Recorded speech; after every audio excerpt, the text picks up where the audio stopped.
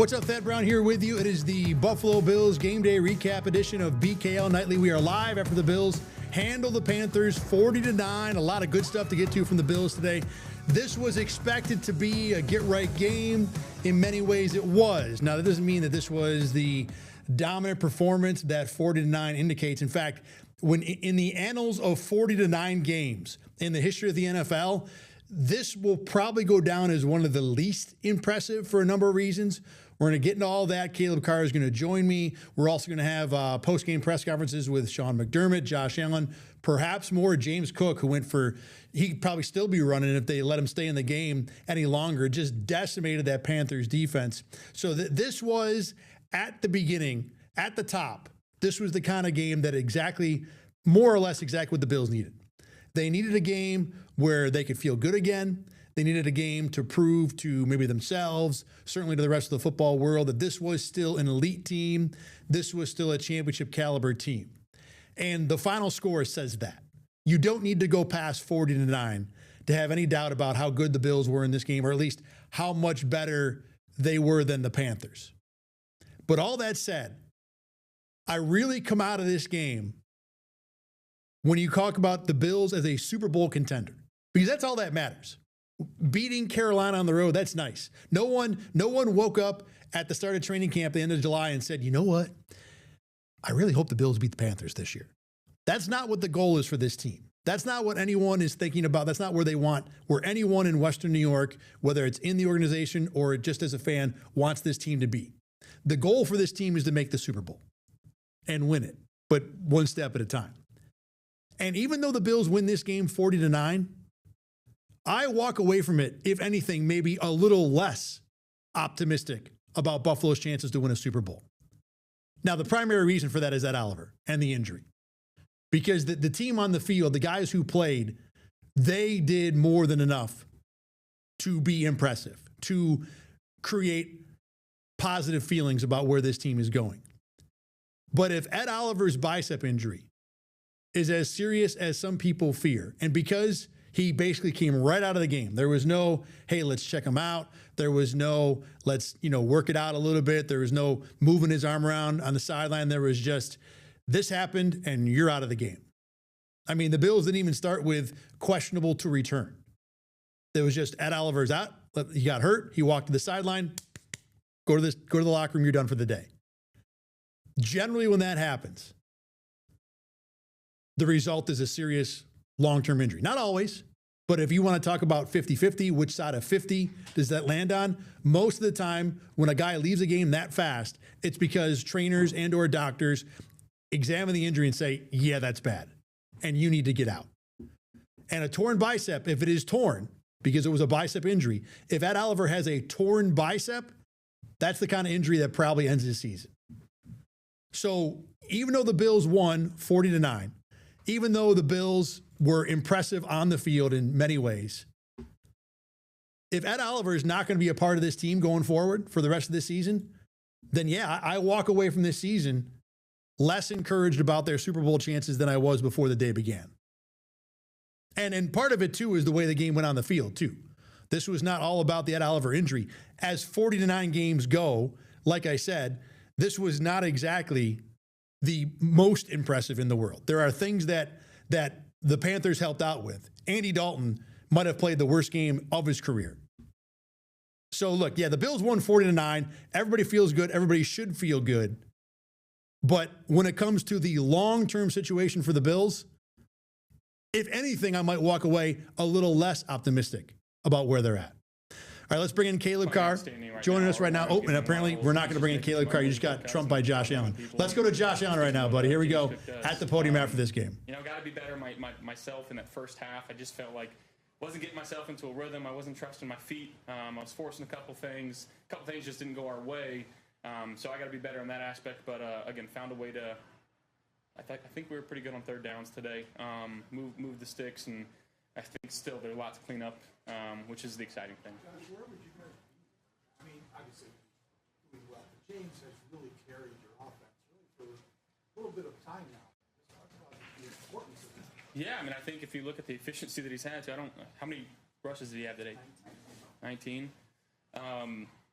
I mean, he's playing outstanding. I think the more times we get the ball in his hands, the better that we're going to be. Same thing with 10 with Khalil. Just again getting the ball in his hands and letting him make some plays for us.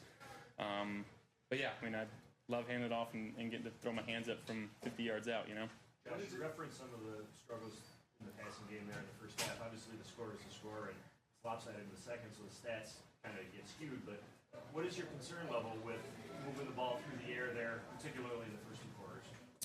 Not concerned at all. I think if I can go back and change a couple things, trust my feet, get through my progressions, wouldn't even be talking about this. But yeah, I think it's an easy cleanup, and again, it's just trusting the guys out there, trusting my feet, and putting the ball where it needs to be. What do you mean when you say don't trust your feet? Can you maybe put that in layman's terms for somebody who doesn't? Yeah, I mean, understanding the concept, if it's a 3-step or a 5-step, just trusting it, and again, just being a little more settled early on. Just again, first game back since the bye, just not trusting my feet a little bit and getting off things maybe a little too quickly, and just get back in the swing of things. What causes that? Again, a little hype, getting back on the football field, a little eagerness to go make a play. So yeah, I mean, just letting the game come to me and again, just trusting what's out there. Why has this team been so good coming off the bye? I think it's the way that our guys have handled it. I think obviously from the top, just making sure that we're practicing the right way. Obviously coming off 2 losses, it's been lingering with us. So I wanted to come out here and put our best foot forward, and I think tonight we did that. Josh, do you feel, I know you're coming off a 2 games, any win would be a good win. Does it feel like this was kind of kept right day for you guys as a team as a whole? I mean, the way that we won, for sure. I think, again, the exciting part is that there is a lot to clean up and a lot to improve on, and really to be excited about where this team can go. Josh, the defense's performance today, I mean, kind of made it easy for you in some ways.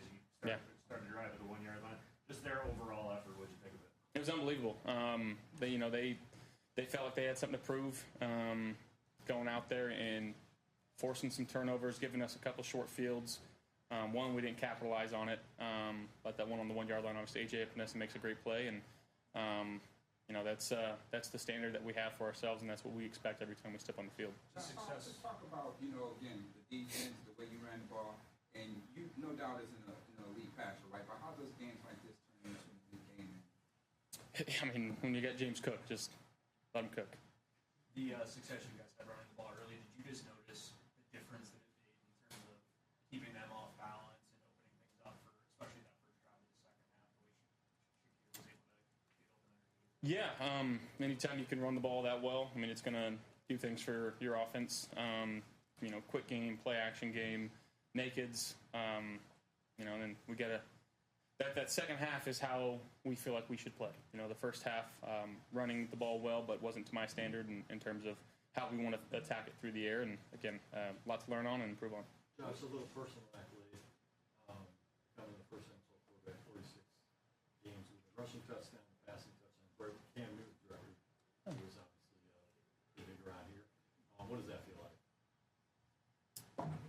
It's cool. Just finding a way to win. That's all we're trying to do. Josh, can you talk about, your big play with Khalil Shakir? What did you see coverage-wise and, making that play? Yeah, they brought some pressure into a 5-man protection. We were sliding the other way, so typically in football, you want to throw it into the blitz because there's more room there.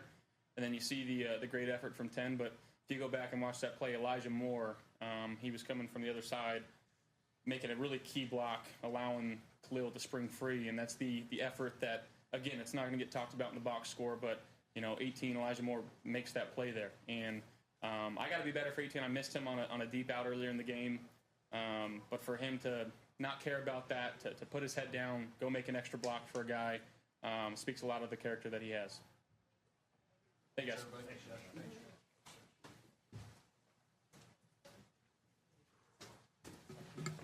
All right, Josh Allen coming off the Bills 40-9 win. He did not have to do a whole lot today. I think he made enough fantasy managers happy with the 2 sneak touchdowns. But Josh Allen, 163 through the air, 12 of 19. Did have a touchdown pass, but really it was Khalil Shakir doing most of the work there. And due respect to Josh Allen on Elijah Moore, I just rewatched the Khalil Shakir touchdown play. Like Elijah Moore does chip a guy that's chasing Shakir. Shakir's already 2 yards in front of the guy. I know from Josh Allen's point of view, it looks like the defender's right next to Shakir and Moore blocks him off the play. But for those of us who have the TV angle on the sideline, that guy's not catching Khalil Shakir. Maybe, you never know. I mean, it doesn't hurt. But look, when you win 40-9, everybody did something great. And this is how it goes after a game. All right, Caleb Carr is now here. I've had more than enough time to kind of initially react to this game. 49 Bills win. They go to 5-2. Give me your initial thoughts on this one. My initial thoughts are, yes, it was sloppy. There were some sloppy things. I walked in right towards the end, right before we took to Josh Allen. So I heard a little bit of what you talked about with Ed Oliver, and there's definitely concern about what the defense is going to look like without him, because there was concern when he was out earlier in the year. But I do think that you need to walk away from this game thinking positively, because of the fact that you lost 2 games that you should not have lost. You lost against the Patriots, you lost against the Falcons, 2 games that really the Bills lost themselves. I thought obviously the Patriots and the Falcons both played well in those games, but the Bills played very, very bad in both of those games. So although it's a big win and it was kind of sloppy, it's a win, and they went out and they got the job done. They did what they were supposed to do, and I think that is, coming out the bye week, you have to take away some positive. James Cook, as always, looked elite. I think, it just kind of went with every time James Cook does well and the run game is going well, this offense looks incredible. And it's obvious that he is the guy that they want to continue to go to. Speaking of James Cook, here he is right now. Did you get a sense early on that you guys were going to have this kind of game on offense? It seemed like the first few carries had. I mean, yeah, that's what we hopped on all week, just starting fast and, setting our identity as a football team, and I feel like we did that early and often. James, it looked like there was a pointed effort to get you out on the edges of the defense. A lot of pitch plays today. Was that kind of part of the plan, to get you out on the edges? I mean, we had a lot of, schemes in the plan today. I just would work today, and, we took advantage of it. You mentioned identity, James. How would you just describe what this offensive identity wants to be this season? Be whatever we want to be, just on us. We just got to keep that edge and keep working hard, like I said, and, go back to work on Monday, a big one, and get to work. There's a unique running style. What do you attribute that running style? I would say smooth, just being patient and, just seeing it and hitting it. I feel like I could go again, so, I don't feel like I got hit. So that being said, 19 carries. It felt like a game you could have had more than. Is it frustrating that they keep taking you out for 2-3 plays at a time? I mean, no. Because I trust the guys that's behind me. We all work together, so, just can't be selfish. You got to let those guys eat. When my time comes, just take advantage of it. You guys as an offense, what did it mean for the defense to get the stops that they did, especially early on? You guys had to settle for a couple of field goals. Yeah. Like we said, they got the stops. You just got to take advantage of it and score a touchdown or a point.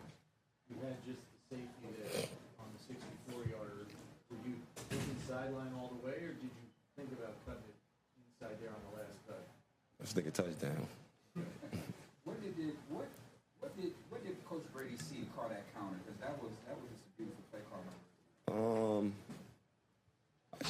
I just think it was the defense that they was in. They blitzed the corner off the edge, and I guess the whole defense just wiped out in the green grass. What do you think of performance when you have both sides like this? Not only to get over the 2-game losing streak, but going into the Chiefs game to give the Chiefs something? Could be real special, It's on how we play, like I said, and like I said, we're gonna get back to work on Monday, get back to the attention to details, and work hard. Would they see anything different today? Or what you saw on film of these guys? No, not no difference. They showed every look that we had watched on film, and it shows today. You can feel it. You can cut back. Yes, sir. You can cut back and make big plays. Of course. Focus was it? You lose to the bye week. Think about it. What was kind of feeling in the locker room coming out? I mean, we all be ourselves. We've been here before. Coming off a bye week, it's just about how you turn it around and get better. All right, thank you guys. Appreciate it. Thank you, Ack. All right, there is James Cook, who had a career day today. Officially, I just want to make sure I say the exact number right. 216, I think, is what it was. 216 on 19 carries. He averaged 11.4 a rush today. I mean, there are only a couple receivers who had more than one catch who were better off than that, per play. 11.4 is just laughably good. And, Caleb was talking about it before we went to James Cook meeting with the media. Carolina's strength in this game, both sides of the ball, was the run game. They were number 1 in the NFL offensively in rushing success rate. I think they were number 7 in EPA per rush allowed defensively. And the Bills really blasted both of those numbers right out of the water. One thing about Carolina coming in is that teams had a heavy percentage of runs to the outside against the Panthers in general. The Bills clearly saw that and wanted to exploit it. You heard the question from Chris Brown, play-by-play announcer, about going outside on all the pitches early. It's something the Bills don't normally do with their run game. They'll show it occasionally, but it has not been something that they have relied upon, certainly not as much as they did in this game. They're a little more of a duo inside zone and outside zone, let James Cook cut back type of team. So this was not a hard study. You see that everybody else is doing it to the Panthers. You do it too. Their defensive tackles are pretty good. So that's, I think, the reason why most teams try to go outside, and another part of why the Bills did today as well. So give both Joe Brady credit for the scout and, being ready with that game plan, and James Cook and the offensive line executing it. I mean, look, there are things that I am going to nitpick about this game for the Bills. One of them is not going to be James Cook. No. That guy continues to get better and better and better. And now we've got a career high rushing game. My fantasy team, I got one of them that just took an absolute beating from Fort today. 216 and 2 on the ground. Didn't even need him through the air. And he was just absolutely electric. Had the, big 64-yard run, which, look, James Cook is making that play, but that was also Joe Brady's scheme win. That was where he had all the X's and O's, and sometimes it just happens. It looked like the Panthers are coming with a little bit of a blitz. You set guys in, you find a hole, and 4 is gone. And that's, yes, part of it is Joe Brady, but part of it is having that running back that can hit a home run from anywhere. And we've seen it over and over and over the last 2 seasons about where James Cook has developed to in that particular area. Give credit to the O-line on that play as well. I mean, obviously, like you said, Joe Brady scheming, but the O-line did their job. They got it done. James Cook just looked, to me, it felt like every single time he touched the ball, even for plays that only resulted in like a 2 or 3 yard gain, there were a handful that I can remember where, like it seemed like there were a lot of tosses to him today as well. But there were a handful where one of them, I believe it was in the second quarter, tossed to Cook, and he's running. There's like 3 guys in the backfield. Looks like he's going to get tackled for like a 2 or 3 yard loss. Cuts in between them and finds 2 yards. I know that play. I thought the same thing. And it's not a big play. It's not, obviously, you're only getting 2. I think it was on second down, if I remember correctly. I think it was going in. It was like near the 30, maybe 30, 25, like just outside the red zone, pitched towards the near side from the TV angle. And it looked like there were 3 guys that were on him for a 1 yard loss. And somehow he slithers through and gets 3. Right in between. And you're so right. As much as the 64-yarder is a big part of what he does well, that play as a rookie, he just goes down right there. Yep. And now he's got the contact balance, the strength, and the ability, to make that work much better than what he is as a rookie. Every time he touched the ball, even if it was just a 2 or 3 yard gain, he said in the press conference, smooth. That's how he describes his game. That's how he looks out there. He just looks smooth, going between the tackles, finding the gap between the defenders, not going down easy. Even if he's getting touched, he's grabbing an extra 2 to 3 yards, like every single time. There were maybe only a couple runs that he had today that I was like, he didn't see it well. Every other run, he's seen the field great. Obviously, you need to have, like you said, the contact balance. You need to be balanced. You need to be able to lower your shoulder. You need to be fast. You need to be able to make that juke move, make that spin move. You need to be elusive. But one of the biggest parts about being a running back is having that good vision to find the hole and hit the hole. And he just, he was looking like Superman out there.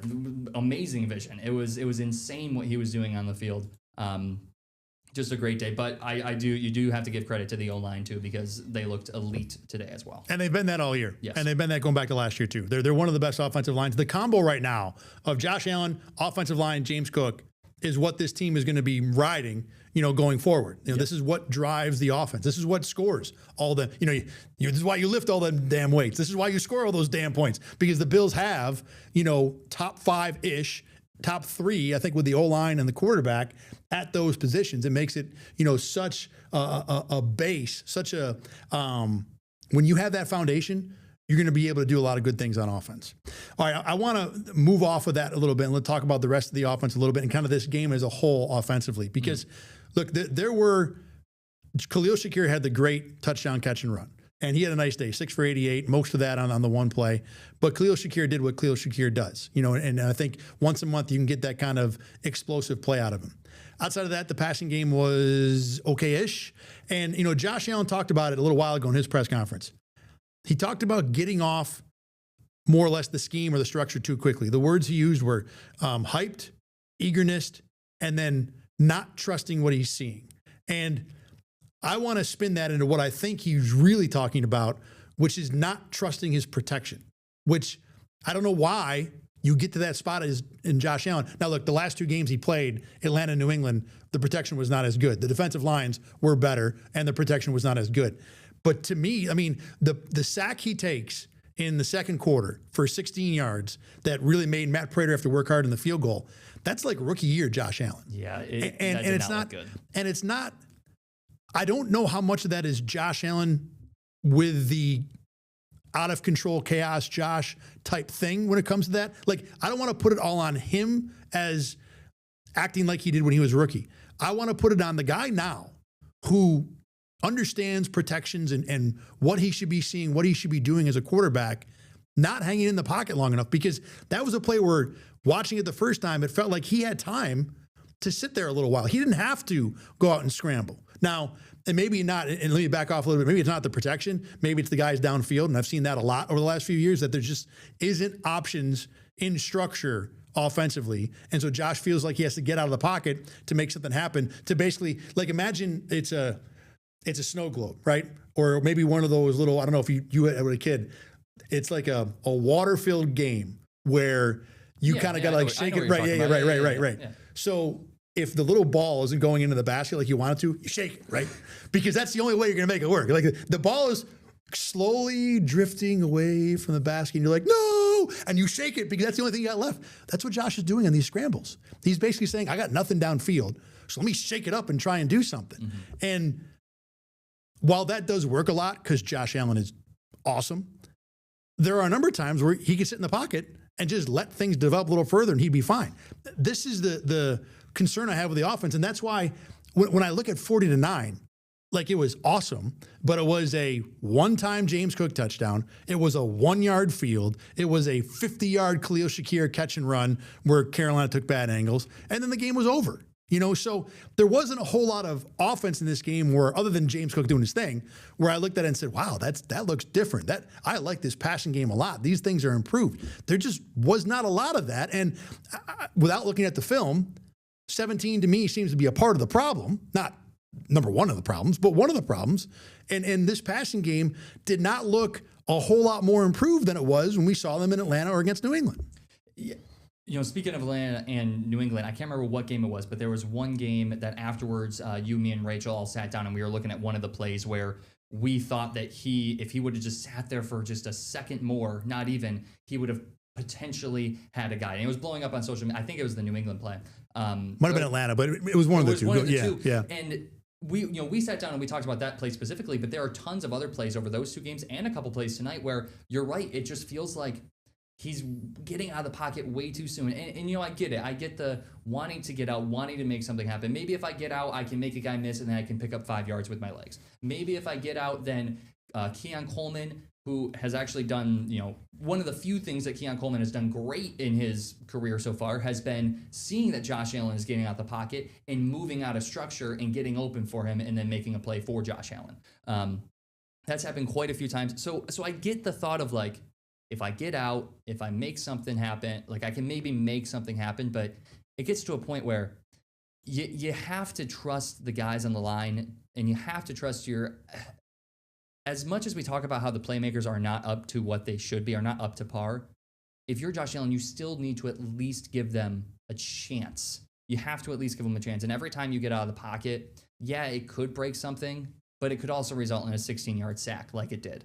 And the other thing about that sack is I thought I don't like that he got out early, but I thought, okay, it's third down. You're trying to make a play happen. You have to get out. Maybe, like you said, shake things up. But it got to a point where he was just continuing to stay there and continuing to make it. At a certain point, just throw the ball away. At a certain point, you cannot take that 16-yard sack. Luckily, Matt Prater makes it, and it's fine. But you cannot take that big of a sack there, because if that's a missed field goal, I mean, I'm not going to say it changes the game because it was 49, so Right. it doesn't change the game. But like at the time, it does. At the time, it does. And if you're playing if you're playing a much better team, next week in Kansas City, if he does something like that and Matt Prater misses that field goal, that game flips like on a dime all of a sudden. That's what I'm talking about with this. When I say that I come out of this looking at the Bills maybe less optimistically as a championship team, you think about all the things that, not all the things, but at least the number of things that the Bills did not do very well in this game. And you would expect a team like the Chiefs. Now, maybe the Chiefs lay an egg on Monday night and we'd look differently at them by the time that game happens, next weekend. But regardless, right this second, you're 100% right.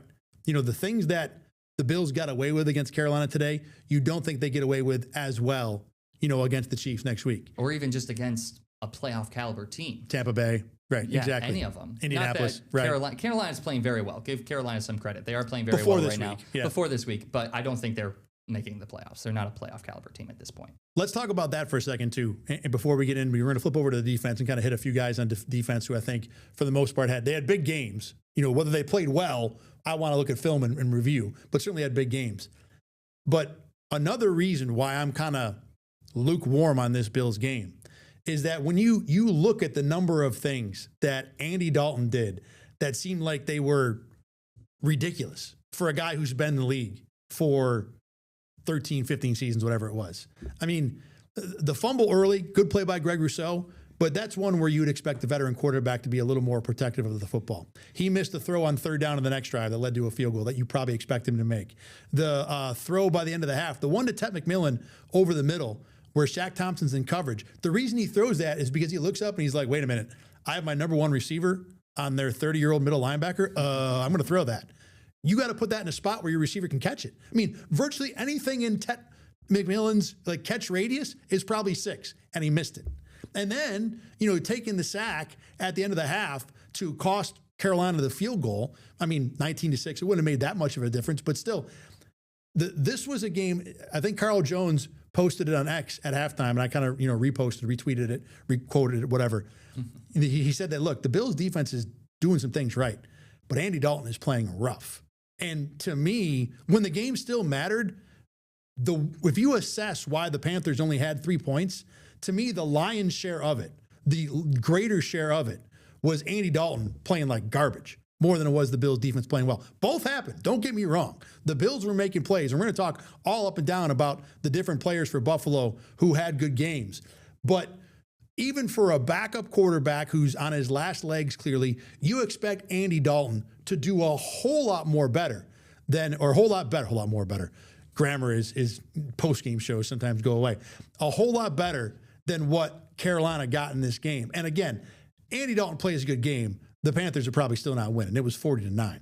But a big chunk of 40-9, Caleb, was Andy Dalton just playing like garbage. Yeah, I was going to say, I agree with you that Andy Dalton's game was not even, it was almost laughable. Like, there were times where I was like, what is he doing? Like, there were plays, like you said, where I was like, wow, good job by the Bills defense. Like, they're stepping up, especially in the run game. But obviously that's not Andy Dalton. But there were times where, like, the defense was making plays. There were a couple plays where they got to Andy Dalton, whether it be a sack or the forced fumble, where I thought it was more of a good defensive play than a bad Andy Dalton play. But to your point, even if, let's say that Bryce Young is in this game, I agree that Andy Dalton played poor, and I believe that Bryce Young would have played much better. I still don't think that this is a close game. I think maybe, let's say, the Tedero McMillan play. I think they probably get a touchdown there instead of missing a field goal. Well, now it's 19-10. Well, now it's 19. But right. I still don't think that Bryce Young makes enough plays, especially with how good that the defense was playing. It's definitely not 40-9. It's maybe 33 to 17, yeah. Something like that. I think it's still a big win. But I do agree that Andy Dalton was just like any time that there was like, okay, Carolina could potentially do something here to at least show that they have something working, Andy Dalton threw it out the window. Right. And then on top of that, the way this game played out, just in terms of the stupid stuff that happens, most of it seemed to lean Buffalo's way. I mean, yes. the A.J. Epinesa interception is an awesome play and a play that he just dominates. I posted on X right after it happened. If they ever made a Hall of Fame up for covering the flat pass, A.J. Epinesa would be a first ballot Hall of Famer. I mean, that guy owns that play. Give some respect to Shaq Thompson, too, for completely knowing what the play was, calling it out. And yeah, Epinesa made the play, but Shaq was there ready to call it out. All right, we're going to continue this conversation in a minute, but Sean McDermott has come to the podium. And, I mean, the process is the process, and the preparation piece had to be where it needed to be. And players did a phenomenal job. As I said, the coaches, the leadership group, phenomenal job getting out in front of our team and leading. And the preparation piece, as I said before, is why we got the results we got today. So O-line and D-line, the run game obviously offensively, and then trying to take away their run game defensively to where it starts up front. James Cook, another big day. Doesn't happen without wide receivers, tight ends blocking down the field. I want to make sure I mention that and praise that part of our effort. Different attitude, different energy, finishing plays. Really was more how in terms of how we do things. So, and then the takeaways on defense were big. So, good team effort, and the time is yours.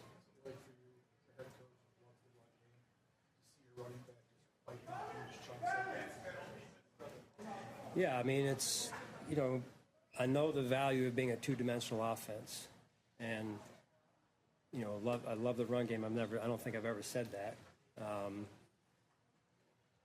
I do value physical football, and it starts up front, whether you're throwing it or you're running it. So I will say that I love physical football. So that's where the game starts, and our front did a great job today. Yes, 200-plus yards. But there was an attitude that came with that, right? So he breaks through into the second level of the defense. You got wide receivers, tight ends blocking, and he's of this mindset. He's going. And that's, again, that's a collective mindset. Do you have an update on that? And I thought Coach Cromer did a phenomenal job dialing up the runs that he did and putting it together. Great job. Update on No, I don't have anything at this point. Sean, when did you make the decision that Max was going to be ready to play?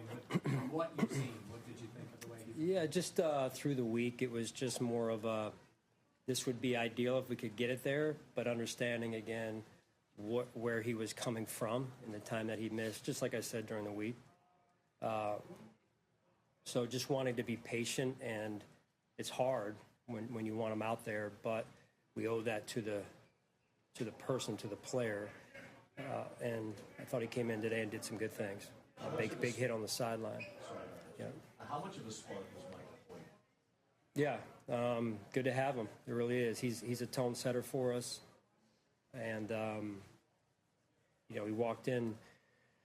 I think we talked Monday or so, and I mean, he's just great. He's a leader in his own way, and even though he's only been here just now one game, in theory, and he understands how the game's played. So just a guy that we can add up front for us, and it gives us an edge. Also the decision on Jordan Hankins getting involved. It looked like most of the passing downs you wanted him out there. Just can you take us to the strategy or philosophy of that?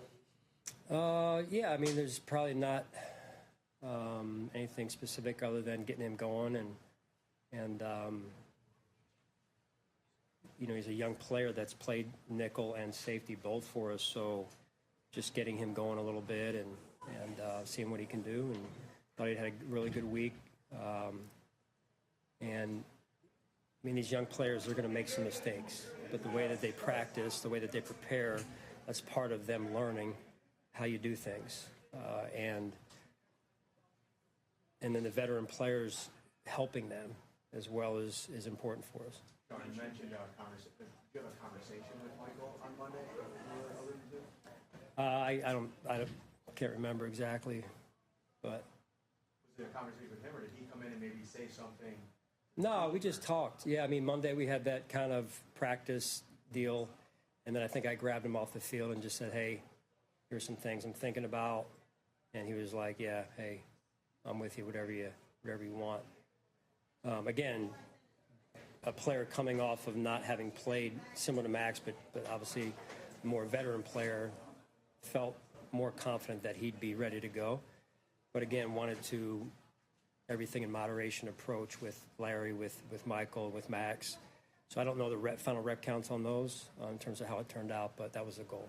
You mentioned finishing plays. Is Greg forcing that fumble? Huge.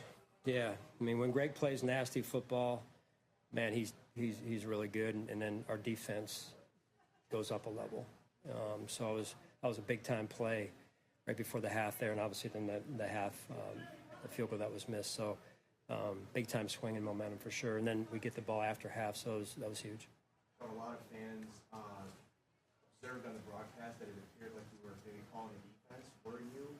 And if so, what went into it? Bobby and I have done it together. We really have, and that'll continue. So it's Bobby's a great coach. We've done it together, and we'll continue to do it together.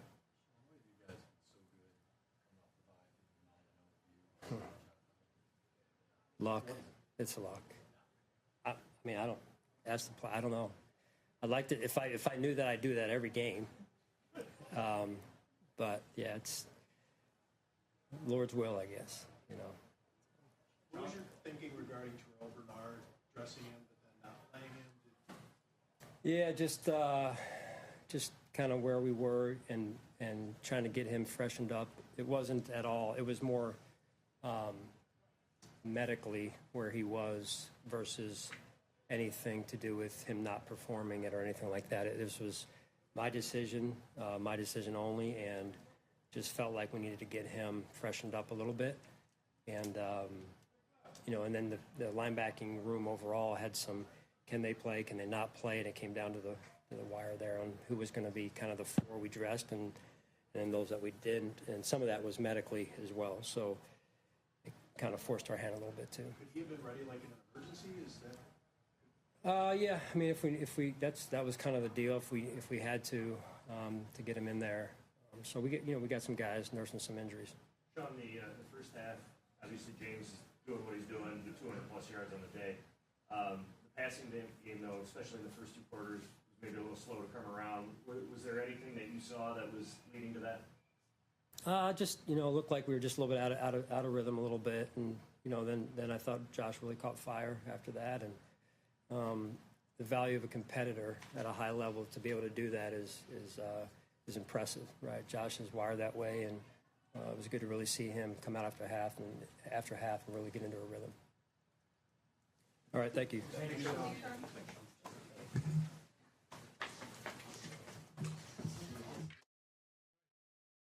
Sean McDermott speaking to the media, and all right, let's talk about the thing that you and I are just looking at each other about. Apparently, Sean McDermott has said that he and Bobby Babich have been calling the defense together for a while.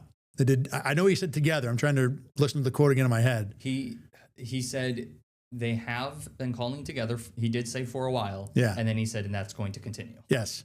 So, all right, if he is actually making play calls during the game individually or overruling Bobby Babich making play calls during the game, which is possibly what this means, that is a huge change in what we've thought the Bills are doing defensively. If he's saying that as if, look, we have a conversation on Thursday about what I want to do on Sunday, and here's, if we're in 3rd and long, I want to do this, and then, if they're getting their receiver number 4, out wide, and we want to, those things are what every coach and their coordinators go through during the week. Well, the reason that he was asked The reason that he was asked was because the reporter that it's tough to hear some of the questions that the reporters ask on those press conferences, but I believe what they asked was some of the fans were watching the broadcast and saw that it looked like you were making defensive play calls. So the question was about, it wasn't like, do you guys work together on the defense? Obviously they do. The question was specific to, on the field, are you calling plays? And it looks like, and I agree, it kind of looks like he is at times. Now that I go back and I think about it a little bit, it kind of seems like he does at times. So it almost seems like, to your point, like, yeah, I'm sure they're talking about like, hey, on 3rd and long, or on this, or I want this in this situation. But it almost seems like maybe McDermott set it up as they're working together. Who knows what that means? That could mean that he's overruling Babich. It could also mean that he's making suggestions. And he's like, hey, this is what I'm seeing. How do you feel? We know that McDermott is a defensive-minded coach, so this isn't like a huge surprise, but it's definitely different than what we originally thought.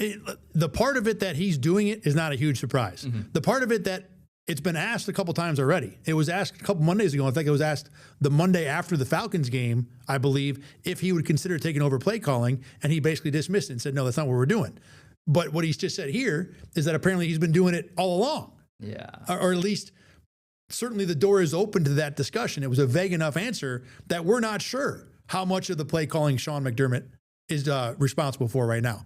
Again, as the head coach, the buck stops with him. And I remember before Bobby Babbich's first game, one of the things that I asked Sean McDermott was, hey, how do you sit on the field if you're looking at like 3rd and 5 and you hear on your headset that Bobby Babbich is calling defense X and you're thinking in your head, that's not what I would call. How do you manage that? And he talked about growth and all that stuff. And that was before week 1 last year. Now we're in week 8 of year 2 of Bobby Babbich.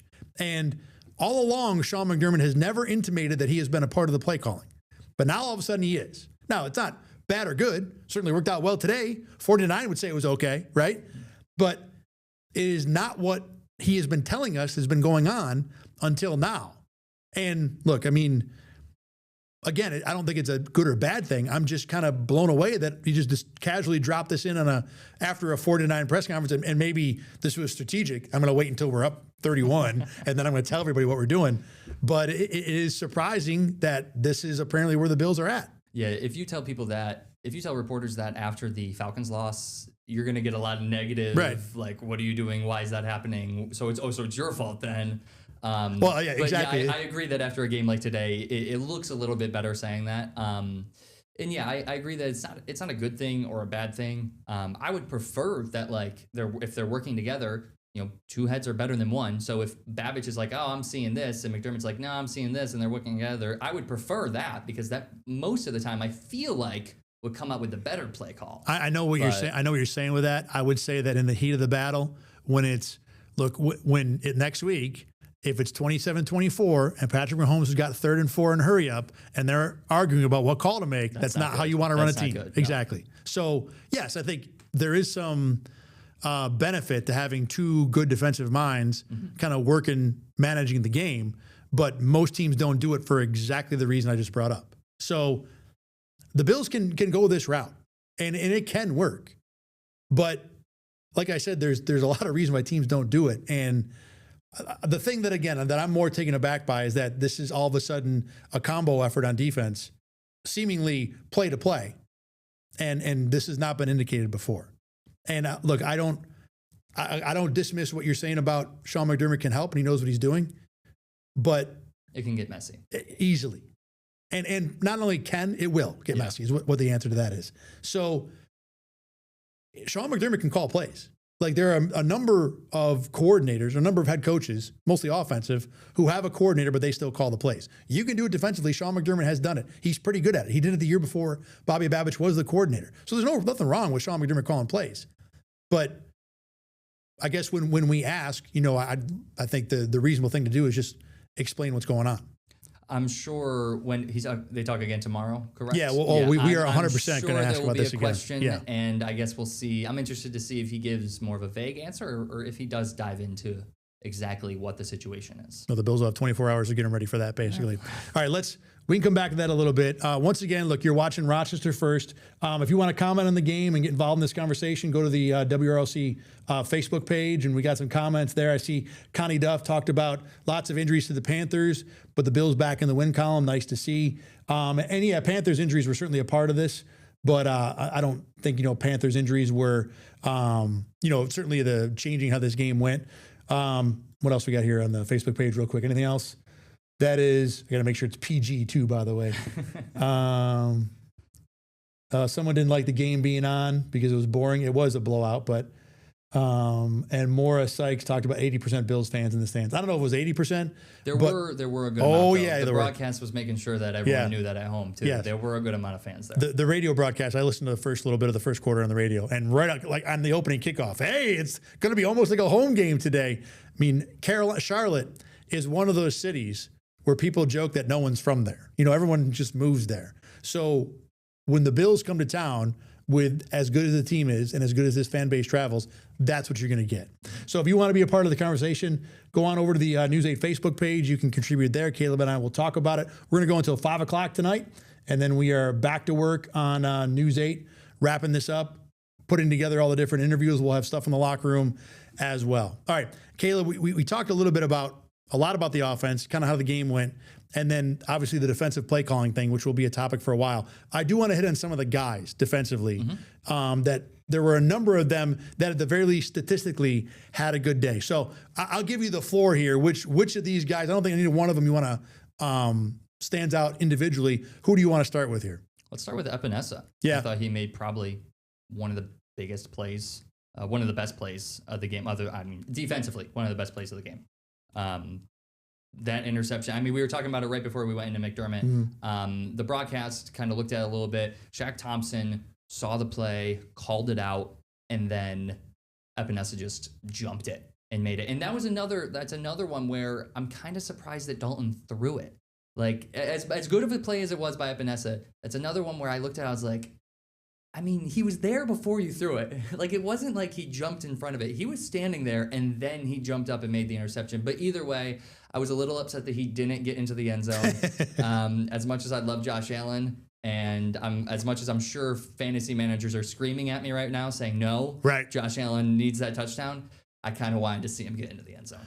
The thing about the play from the Dalton point of view is that the quarterback's job there is to get the ball around the defensive end. He's probably going to be unblocked. And the thing is, if you do get around him, a lot of the time it's kind of out the gate. That's exactly how that play is supposed to work. That said, you're right. AJ Epinesa was there. He had it covered. That's one where you probably got to throw it in the dirt and live to fight another day. Epinesa, for even knowing the play call or whatever information Shaq Thompson gave him to give him a heads up, he still is so good at timing the throw, getting up, knocking it down, and just taking that play away. He does it all the time. Now, the fact it turned into a near pick six was a little fortunate because the dude then Pele'd the thing back up in the air and just ended up in exactly the right spot. And broke Dalton's ankles pretty bad. Yeah, basically, yeah. I don't know how much those ankles flex at this point anyway. Probably not much. At 37 years old. They're still broken ankles. Exactly, Doesn't matter whose they are. But, this was another part of the game to me where I was kind of, rolling my eyes at the 49 to score. That's a great play by Epinesa. But the interception part of it is ridiculously lucky. The, fumble later on that bounced right to Deion Walker. This was a game where all the fumbles went Buffalo's way, I think. I'd have to look back at it again. But there were a number of plays where, yes, the defense made good plays, but then it became a turnover because of something ridiculous. So, however, that is still A.J. Epinesa's wheelhouse, taking that play away, and he does it again today. The guy I want to talk about a little bit here is Joey Bosa. I think he had a pretty solid day. And, going back to Andy Dalton again, what kind of quarterback he is and how this played into Buffalo's benefit. What the Bills have done very well this year, and Bosa better than anybody, is being able to get pressure on the quarterback by closing the pocket. Like, you haven't seen many times where 97 is running scot-free because he embarrassed the tackle. It happens. No, it has happened a number of times. But most of the time his rush is, I'm going to drive a guy and I'm going to close the pocket. Well, against, Justin Fields or Lamar Jackson, even Spencer Rattler, you're going to get that guy off his spot, which is a win for the defensive lineman, but then he's going to go out and scramble somewhere else. In this game, Andy Dalton turtled over and over and over. And hey, that strategy worked plenty, and you get sacks, and you earn them because you have to get the pressure. But Andy Dalton clearly wanted no part of, man, there's a defensive lineman right here. I'm just done. I think the first Bosa sack, I don't know if Bosa touched him until he was on the ground. Now the pressure was there. And I like the fact the Bills are getting that out of Joey Bosa. And I'm encouraged. Michael Hoyt's in the game. I thought Bosa was a little more active, something that I thought the Bills might get because Hoyt should be able to play early downs a little more, Bosa a little more later downs. We'll see later if that was exactly the case. But Joey Bosa had a nice day today. And I think not coincidentally with Michael Hoyt in the game. Was the Bosa sack, was that the one where it hit the running back's arm and then... That was his other one, I think. I don't know if they counted that one then, because I think he only has one sack in the stat sheet right now. I don't know if they ended up counting that one as an actual sack. I think they just called it as... You're right. Let me look here. I think they just ended up counting it You talk about Joey Bosa for a second. Let me see what we get here. Like you said, though... Oh, no, hold on. So they did count that one, because remember, right after that... right after that is the Coker play. Yes, no, not right after that, but 2 plays later. So the one that I talked about, they counted. Yeah. And then 2 plays later, he got the tripping penalty. Yes, Right. That one was unfortunate too. Right. I mean, he stuck his leg out obviously, but you could see as soon as it happened that he was like, "No, why did I do that?" It Right, was almost right. like it was it's just an instant, like a twitch reaction type of thing. He should have had him on that one. Honestly, he should have been able to. I thought he could have made a move to get out there and get him. Maybe, but this is what I'm talking about. Like Joey Bosa has been good at getting close to the quarterback, Yes. and so has Greg Rousseau. Ed Oliver's been a little better at actually sacking the quarterback. But in this game, close to the quarterback was good enough because Yes. Andy Dalton was going to roll over for you. On that one, he committed a penalty and on a play where Dalton actually was going to scramble. Unique play. But as good as Bosa played, again, I think Andy Dalton and the way he operated in the pocket in this game was a huge benefit. It fit perfectly what the Bills have been doing defensively rushing the passer. Yeah, he was just absolutely bull rushing them. And then you also mentioned Michael Hoyt. I thought he had a great day. Like we talked a little bit, I believe it was either Wednesday or Thursday, we talked a little bit about them coming in, and I believe it was Deion Dawkins that was talking about them and like the spark, and he did just that. Obviously, Ed Oliver was out for much of this game, but I thought Michael Hoyt, even without Ed Oliver there, kind of elevated the defensive line. Obviously, he had that forced fumble late in the game that at that point the game was pretty much over, so that one doesn't really matter. But you look at the first sack that Ed Oliver had in that game, Michael Hoyt bull rushed and had 2 defenders on him, and it was just one-on-one. Ed Oliver one-on-one, and if you don't double Oliver, he's probably going to beat whoever is on him, and that's what he did. Just threw the guy to the ground and got the sack on the opening play. Not the opening play, but got his sack of the game. And that was, obviously, that's Ed Oliver being the monster that Ed Oliver is, but that's also Michael Hoyt making a play. So although Hoyt ended with a sack and a half, I think he had a forced fumble, I believe he added a tackle for loss, he did a lot that did not show up on the stat sheet as well. And that's exactly what the Bills were expecting to get out of Hoyt, too. He was supposed to be that guy, be Yes. versatile on defense, and do exactly what he did there. Be a guy that offenses have to account for to open things up for everybody else. I mean, that is 100% what the game plan with Hoyt was. And I did love it that I was kind of laughing listening to it on the radio right off the bat. First 3rd down, there's Michael Hoyt drawing protection so that one of the stars on the defensive line can make a play. And that's what you want to get out of him this year. So on top of that, and then he contributes himself, like you said, with a sack and a half later in the game. So what you were hoping to get out of Michael Hoyt, that box got checked in this game, And 100%. then some. And then some, for sure. Let's talk about Max Hairston a little bit. Okay. Makes his debut. Look, the game was weird, so it's hard to really assess what he did. I think most of the secondary, Jordan Hancock for that matter too, kind of making his debut in terms of a extensive defensive role. The secondary in general was fine enough. I don't know if it was good or bad because weird stuff was happening everywhere else. But Max Hairston's included in this. Had a couple tackles, looked okay. Certainly was not a liability in his first game with 1 week of practice, all season leading into it. Yeah, the secondary also wasn't really pressured very much. There were a couple complete passes to McMillan. A lot of the plays kind of came in garbage time. Most of the passing yards, Dalton ended with 175. There it is. Yeah. He ended with 175. So not very much pressure, but I agree that there were no plays where I was like, ooh, Maxwell messed that up. That was a bad play by Maxwell. And honestly, there weren't that many plays like that for the secondary at all. Trey White's kind of been the guy that we've been saying that about a lot lately, and I thought he looked okay. There weren't really any big problems with him. But just talking about Maxwell, he had that good tackle. He read it well. He made the tackle. I mean, it's a play that you want. It's a play that he should make. He's a NFL level player, cornerback. He should be making that play. But just to see it happen, first game back, off the injury, kind of a little spark of hope that okay, the kid could be something. It helps certainly your secondary when your defensive line has 7 sacks and your offense scores 40 points in the first 3 quarters. Those things will make it easier to play defense down the field. Ted McMillan ended up with 7 for 99. I needed 100 for one of my other fantasy teams, so it's gonna be frustrating also.